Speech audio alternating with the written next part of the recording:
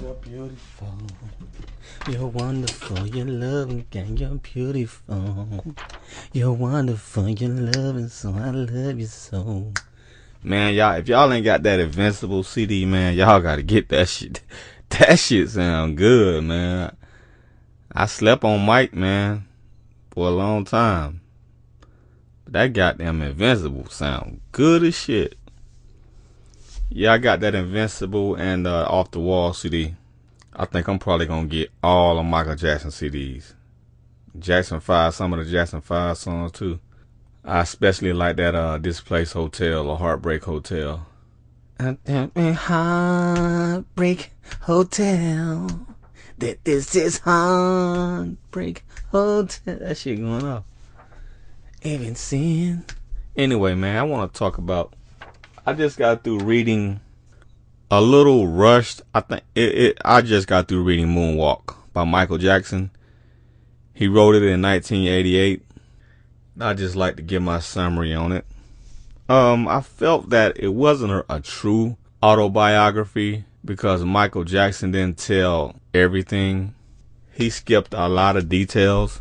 Well, let's start from the beginning. He talks about him growing up, the family growing up in Indiana, in that small house.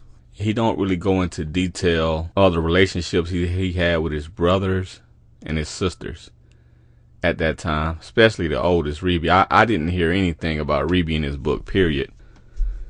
That was kind of disappointing. Nothing detailed about Reby at all. He talked about his mom having polio. He really don't say anything in nothing. Okay, we're going to Indiana. He says nothing about the abuse of Joseph. Nothing. This book, he says Joseph, only thing he says, he don't say nothing negative about his dad. Only thing he says his dad was strict and practiced them hard. That's all he said. That's all. That's the most negative stuff he gonna say. Everything else, he shows gratitude to his dad and respect to his dad. In this book, if you thinking Michael Jackson gonna tell the dirt about his dad and the abuse that his dad put on them, you're gonna be disappointed because Michael Jackson talks about no abuse. He don't talk about anything he says in the interviews about his dad. He don't talk about none of his brothers or sisters in a negative way. He don't talk about the teasing that his brothers did to him. He don't talk about the teasing his dad, the cruelty of his dad, none of that. Everything is either that they worked hard, his dad worked them hard, or how much respect he has for his dad. Though he says his dad was out of touch. Now, he did say his dad was out of touch in his feelings. He said his dad didn't show any emotion, no loving emotion. He said his dad didn't show any kind of affection, no love. We got that. Like I said, he don't go in deep on his dad at all. I don't know if it was too painful for him, but he don't talk about that. Okay.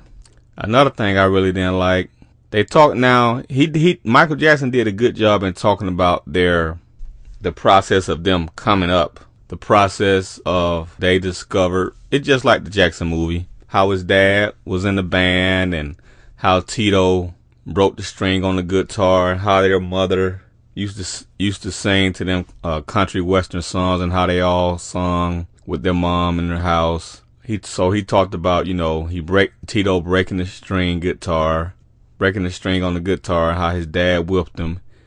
And later on, his dad bought Tito a guitar, and the dad saw the talent in them, and the dad started cultivating that talent. And then they started doing local shows. He talked about how they practiced and how the neighborhood kids was jealous of them and throw rocks at their windows while they practiced. He talked about, how they performed in strip clubs. And Michael was like about 6 or 7 at the time. How they performed in strip clubs and how they performed in all the local areas. How they won talent shows, talent contests, how they traveled to Chicago.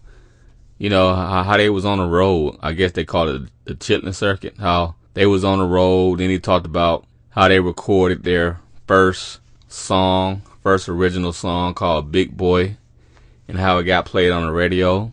And then after that, they won a talent show and they opened up for Gladys Knight, and Gladys Knight discovered them. Well, Gladys Knight Gladys Knight referred them to Motown. She put in a good word to Motown for them. And then they somehow, they traveling, they winning all these contests. Then they get to perform at the Apollo, and they win that. And then they get a call from Motown, so they then audition for Motown, as you can see that on YouTube. And, but Michael Jackson never talks. Did he talk about how his dad whipped him? I don't think he says nothing about how his dad whipped him when he was younger and how he ran under the bed like in the movie, and how he told his dad, "I'm never gonna sing again." He never mentioned any of that in the book. But okay, so they auditioned for Motown. They moved to California, but Michael Jackson said that they stayed. Like half of the group stayed with Diana Ross, half of the kids stayed with Diana Ross, half of the kids stayed with half of the group. Stayed with Berry Gordy, and they would switch because Berry Gordy and Diana Ross lived lived close to each other. And Michael Jackson got a thing for older women for some reason. They always say he was an old soul, but goddamn, had a thing for older women. But he had the biggest crush on Diana Ross.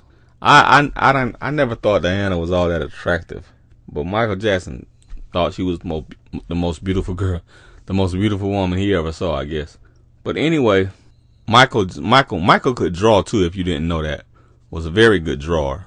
And he talks about how Diana Ross, when they stayed with Diana Ross, and how him and her would go out and buy pencils and paint and all that and draw.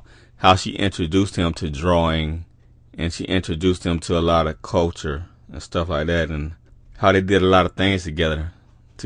So they became close.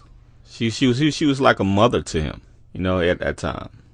But Michael saw her as like a crush, like a school teacher crush. Like I said, he had these things for older women for some reason.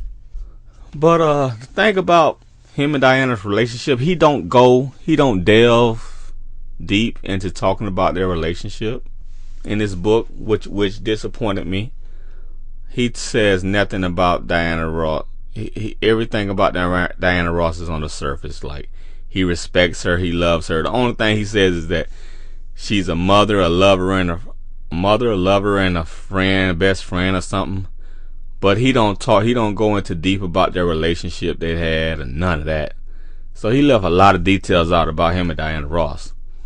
He left a lot of details out about him and any other women he had relationships with. Now, mind you, this is in 1988. So he left out any detailed relationships he had with females. The only girls he talks a little bit about Stephanie Mills, but he don't say they were a couple. He just said he met her. She was a good friend, and he met her on the set of The Wiz or something like that. But he don't go into that. Yeah, he don't go into his relationship he don't go deep into his relationship with Tatum O'Neal. It's all on the surface stuff. And he definitely don't go deep with Diana Ross. And he don't talk about nothing else. He don't talk about his first time. I mean, all these things you would think would be in the autobiography. He don't talk about his first time having sex. He don't talk about the fights him and her brother may have had. Stuff that makes you really get into the heart and soul of a person that you're reading about. Like with Malcolm X, like when I read the autobiography of Malcolm X, I was entrenched into Malcolm X's spirit and soul. I felt like, wow, this guy really became Malcolm X, because the autobiography was so deep that you really got to know him as a real person. And I saw Malcolm X as the hustler. And I'm like, because Malcolm X was known as Red. And I was like, damn, how did Red become Malcolm X? That's how deep I was into the book. But you don't get that with Michael Jackson. It's all on the surface. He don't go deep.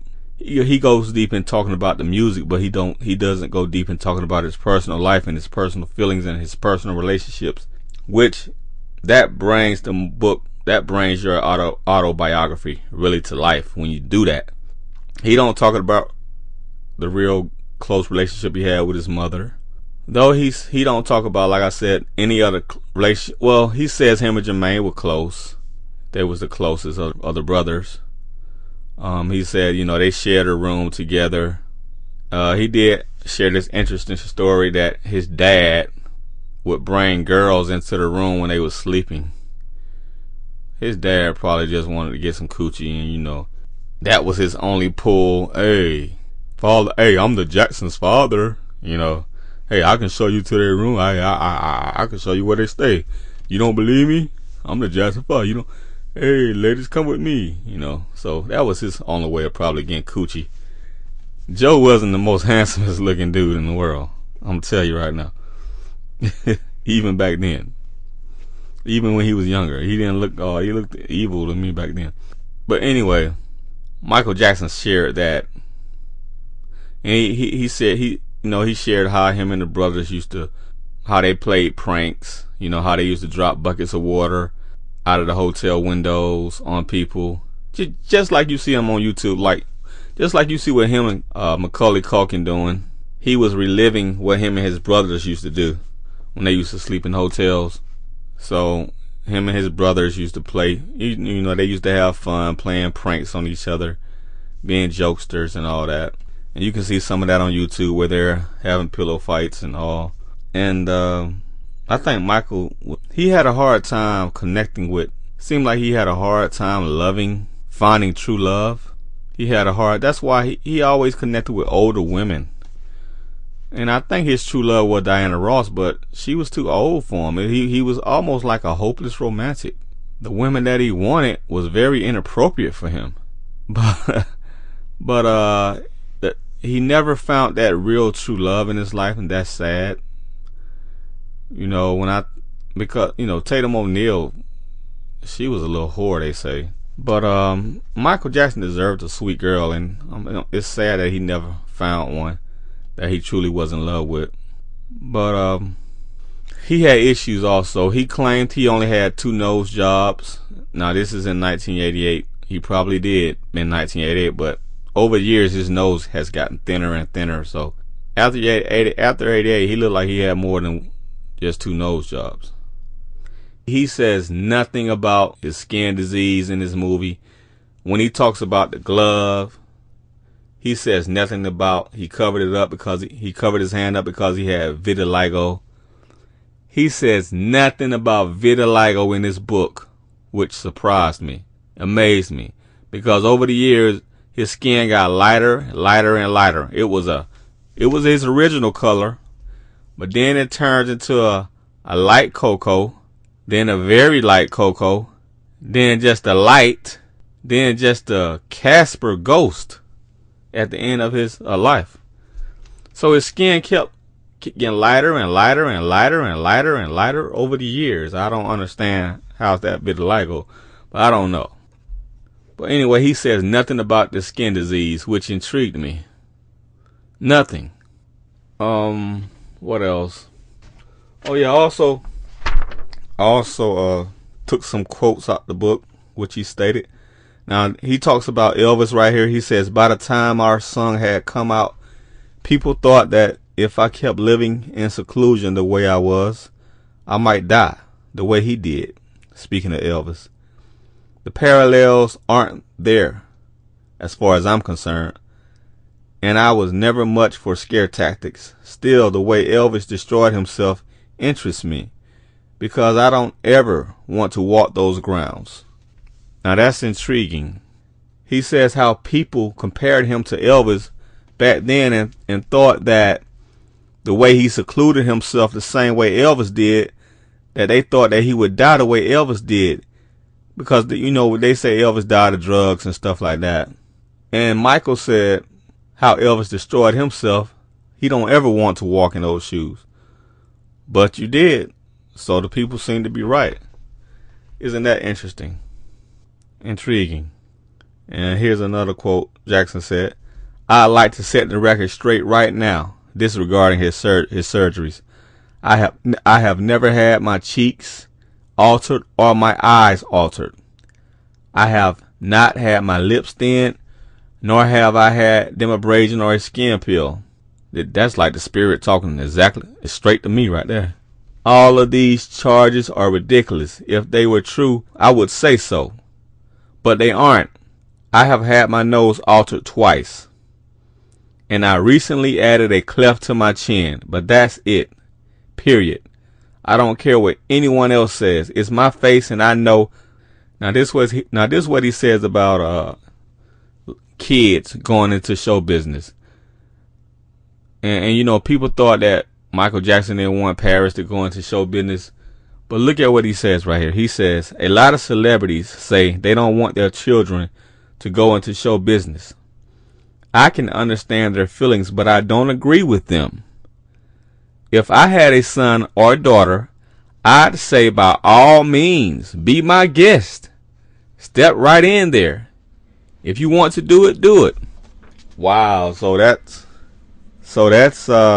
reassurance right there that he would support Paris in her acting career. So Janet might be wrong. But let me talk about him and Janet. Now, he did say, he went into detail a little bit about Janet than he did with any other sibling. He talks about how close they were. He talks about they were twins, that they should have been twins, that they acted like twins. They knew each other's soul. They knew what each other was thinking. They were very close. They did a lot of stuff together. They liked the same thing. They had the same interests. And I didn't know that they were that close. But he said, you know, they would do a daily schedule together. Go out, go to the movies, do this, do that, do everything together like that. They had the same interests and stuff like that. And I thought that was I was surprised at that. But he said they was the closest. And Janet said that too in an interview. But he talked about him and LaToya. He said LaToya he said LaToya didn't even want you to come in her, didn't want you to walk on the carpet in her room. She was like one of these little fussy sisters that complained about everything. Like if you coughed. She said LaToya would cover her plate if you coughed, or she didn't want to feed the animals or anything like that, but she acted like she loved Bubbles in that other video I watched. But Michael said she didn't want to, like, she wasn't really into animals. She was very, I guess, picky. Like, he said they didn't have any. He said him and LaToya didn't have nothing in common. She didn't understand nothing he did. She wasn't into nothing he was into. She didn't like the movies he watched or nothing. So I guess that's the typical sister. But he said, I'm sad. He said nothing about Reby. What else I want to say? So this book, okay, so he talks about, what else he talks about? Talks about the closeness of him and Janet. He talks about her marriage a little bit. Talks about it didn't last. But he don't really talk about the family. He don't talk about how later on how he became secluded from the world and his family. He don't talk about why. He don't talk about his deepest feelings or why he secluded himself. He don't talk about that. He don't go into depth. He don't go into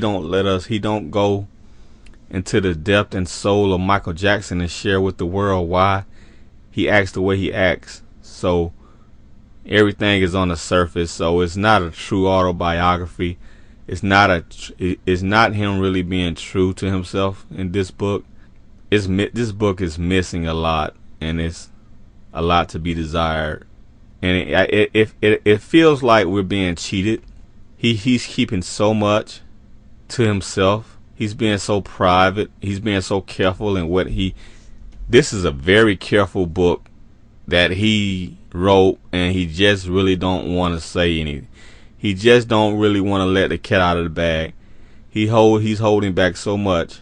He held so much back in this book, man, that you really didn't get a true feel of who Michael Jackson really was. You just got a little peek inside his life, more inside the work life than his personal life. You know, he didn't let you really get to know him personally, but you got to know him as the public image of Michael Jackson. You got to know him as as a performer. We all know he's sensitive. Yeah, he says, he's sensitive, but you really you never got to you can't walk away from this book understanding Michael Jackson and who Michael Jackson was. You're not gonna walk away from this book fulfilled into saying, oh yeah, now I get Michael Jackson. Now I know why he did what he did. Now I understand Michael Jackson. You're not gonna get that. Or you're not gonna say, now I sympathize with Mike. You're not gonna get any of that because he don't share those intimate details. He doesn't share that intimate moment with you like that. So it's a bit of a letdown to me. I mean, I learned a lot about Michael, but it's so much more to be desired. And I felt like I kind of feel like this book is real cheap. It's real like whitewashed, a cheap imitation of what it really should be. It's just a small peek into his life, just a small, tiny little peek. One eye, and that one eye is squinched. That's what you get when you're reading this book on Michael Jackson. That one eye you get to look in, but it's squinched, and you can't hardly see anything, but you see a little bit. That's what you get. But I ordered that Jermaine Jackson book that he wrote, the latest book that he came out with, and I hope that has more intimate details in it. But anyway, Moonwalk is still a fun read. If you're just curious about Michael Jackson, it's a fun read. You'll enjoy it, but like I said, it could have been a lot more personal than what it was. Could have been a lot more deep and intriguing, because Michael is an intriguing person. But anyway, that's it. Oh yeah, and I also like to add this in. Just got through watching Michael Jackson go back to Gary, Indiana. This was in 2003, and I don't even know if Michael Jackson was aware of his racial preference, because sometimes you can subconsciously do things and not be aware of it. But Michael Jackson's racial preference was white, everybody. I mean, make no mistake about it, it was white. He preferred white over black. I'm telling you. I don't know why, but he did. Anyway, it's very evident when he went back to Gary, Indiana. He picked like two white weird fans to ride in the limo with him. For one thing. Okay, another episode where it shows he let security let a white girl come up and greet him, give him a hug, and gave him an autograph. Now this is in Gary, Indiana, where it's just a sea of black folks screaming. Maybe one or three, maybe sprinkled throughout the crowd there are some white people. But all the white folks got up close and personal to him. He recognized them. He let them come up to him. He hugged them. When he was at the city hall, like I said, a white girl, he told the security to let her come up. She gave him a hug, and he gave her an autograph or something. Okay, now, no black people get hugs or anything. Just the whites. Okay, now, let's take it back to his home, 2300 Jackson Street. White girl, white boy, little white girl, they get the special attention from Mike. Autographs, hugs. And I'm sure he gave autographs to other people, but it seemed like the whites got this special attention because they got up close and personal with him. That one-on-one type of thing. I didn't see the other black screaming people getting it. But, he had a preference. And maybe it was subconscious. I think it was subconscious. But anyway, he had a preference, and you can see with his children. Those children are pure white, no mixed DNA in them. So he had a preference for whites. I don't know why. I don't know where that came from. Maybe it developed later. Maybe it developed with his vitiligo. I don't know, but Mike wasn't always like that. But I guess Thriller changed him. They said Thriller changed Mike. I guess it did. It really changed him. And he tries to deny that he didn't thin his lips out, but it's evident that he thinned his lips. That's just, you can just see. And the nose surgeries. The doctors did a bad job on him on the nose surgery. Did a terrible job with that. But you can't help but feel for the guy, man, the vitiligo. But I don't understand if he had vitiligo, basically which he did, because I saw in a young picture, he did have vitiligo. You can see it on his chest. But but it's weird that if you got vitiligo, why do you, I don't understand how your skin get lighter and lighter over the years. I just don't understand that. Can somebody explain that to me? Peace.